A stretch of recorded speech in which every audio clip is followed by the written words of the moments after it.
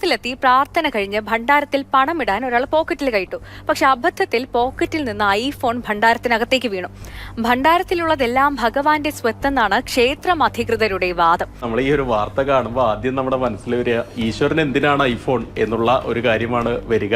തിരുപ്പോരൂർ സുബ്രഹ്മണ്യന്റെ മുരുകന്റെ ക്ഷേത്രത്തിലാണ് ഇങ്ങനെ ഒരു വിചിത്രമായിട്ടുള്ള സംഭവം നടക്കുന്നത്. ഇദ്ദേഹം ഈ ഭക്തനായിട്ടുള്ള വ്യക്തി അവിടെ എത്തി പോക്കറ്റിൽ നിന്ന് പണം ഭണ്ഡാരത്തിൽ നിക്ഷേപിക്കുന്നതിന് വേണ്ടി ശ്രമിച്ചപ്പോൾ കയ്യിൽ ഫോൺ കൂടി വന്ന് അദ്ദേഹം ഭക്തിയിൽ മതിമറന്നൊക്കെ ഇരിക്കുകയായിരിക്കണം, അല്ലെങ്കിൽ ഇങ്ങനെ ഒരു ഫോൺ പോയത് അദ്ദേഹം അറിയാതിരിക്കില്ല. ഫോൺ അബദ്ധത്തിൽ ഈ ഭണ്ഡാരത്തിലേക്ക് വീഴുകയാണ് ചെയ്തത്.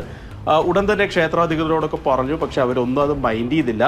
ഏതായാലും ഭണ്ഡാരം തുറക്കുന്ന സമയത്ത് ഈ ഭക്തരും അവിടെയുണ്ട്. അദ്ദേഹം ഒരുപാട് തവണ അവരോട് റിക്വസ്റ്റ് ചെയ്തിരുന്നു, ഇത് തനിക്ക് തിരികെ വേണം, തിരിച്ചു തരൂ എന്നൊക്കെ ഒരുപാട് ആവശ്യപ്പെട്ടു. പക്ഷേ ദേവസ്വം അധികൃതർ ഇതുവരെ അക്കാര്യത്തിൽ ഒരു അനുകൂല തീരുമാനം എടുത്തിട്ടില്ല. ഈ ഭണ്ഡാരത്തിൽ വീഴുന്ന എന്ത് വസ്തു ആവട്ടെ അത് മുഴുവൻ ക്ഷേത്രത്തിനുള്ളതാണ്, ദേവനുള്ളതാണ് എന്നുള്ളൊരു നിലപാടാണ് അവർ എടുത്തത്. ഏതായാലും ഒരു കാര്യം അവർ ചെയ്ത സിം കാർഡ് ഊരി കൊടുത്ത് അയാളോട് പോയിക്കോളാൻ പറഞ്ഞു.